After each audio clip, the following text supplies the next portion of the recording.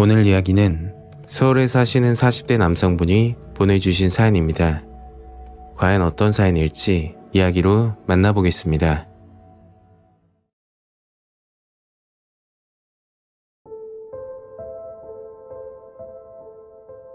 때는 8년 전에 있었던 충격적인 일입니다.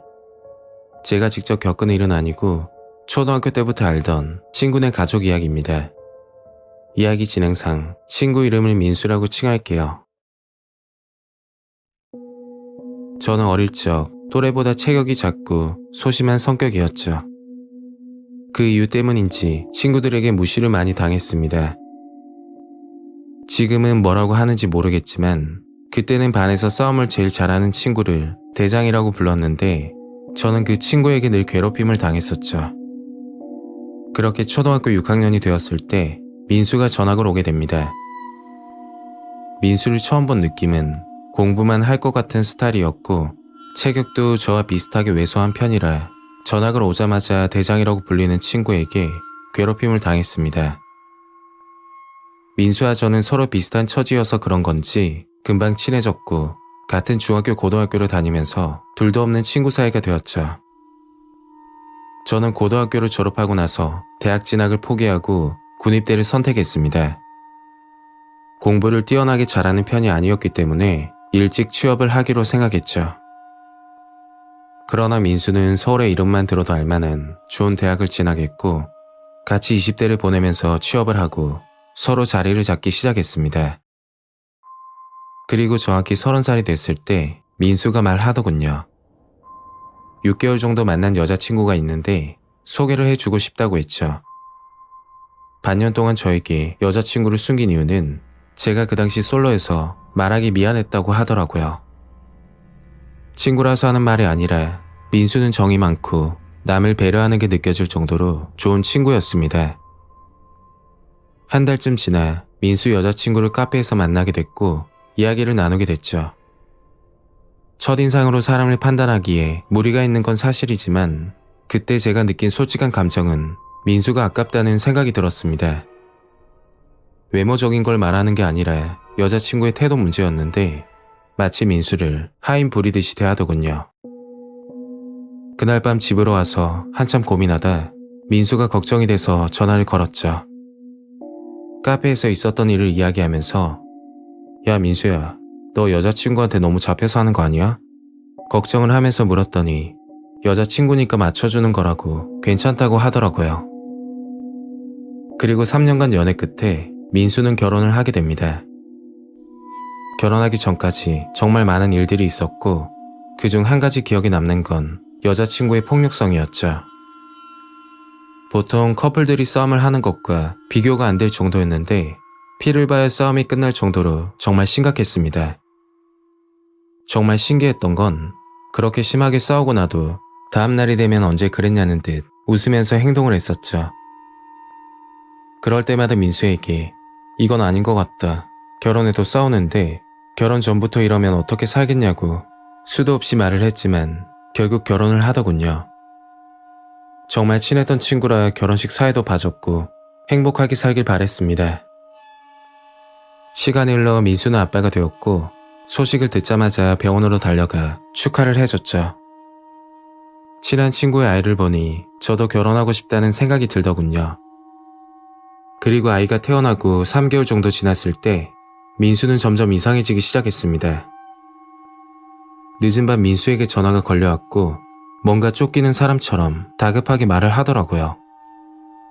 정말 급해서 그러니까 1,000만 원만 빌려달라고 금방 갚겠다고 하는 겁니다.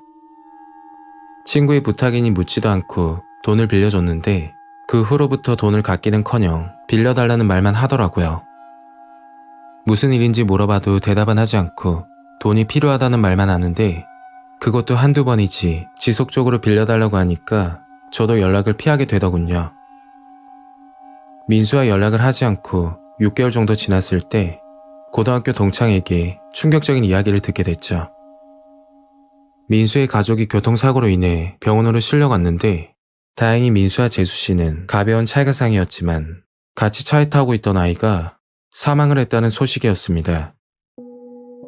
그 당시 돈만 빌려달라는 민수가 미웠지만 얼른 병원으로 찾아갔었죠. 그런데 민수를 보자마자 당황스러웠습니다. TV 예능을 보면서 뭐가 그리 웃긴지 제가 들어온 것도 모르고 웃고 있더군요.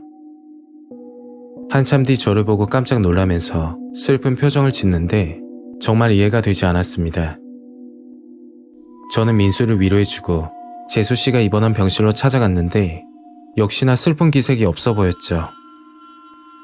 병원을 나와 집으로 향했고 그게 민수와의 마지막 만남이었습니다. 그 사건이 있고 나서 한 달 정도 지나 고등학교 동창 결혼식에 참석했는데 친구들이 민수 이야기를 하더라고요. 저는 그 이야기를 듣고 믿을 수가 없었습니다.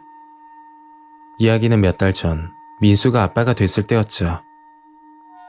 잘 사는 줄만 알았던 민수는 집안에 문제가 많았고 특히 재수씨가 돈을 물쓰듯 쓰는 바람에 금전적으로 힘든 생활을 했다고 합니다.